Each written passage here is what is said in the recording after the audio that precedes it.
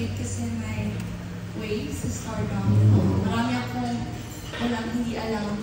And let me help pave the way for me to learn, be accountable, and actually, grow sa industry. So, he was like the lighting torch, yung parang guidance, naging guidance ko po ikaw, Mime, para malaman kung saan ako dapat maglugar, saan ako dapat alam ko kung saan ako pupunta. So, parang naging guide ko po si Mime. Parang in a way, siya po naging mother ko sa industry. Parang ganun po. Thank you din kay Shubi, kasi inaalaw na ako gano'n. Pinapayagan niya ako. Usapin ko siya. Pwede ko siyang pagalitan.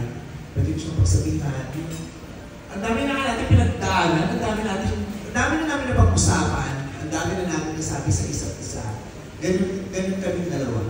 Yung pag may nararamdaman kami sa isa't isa, pwede namin sabihin sa isa't isa. And pwede namin i-resolve na tayo lang. That takes a lot of, first, maturity. Second,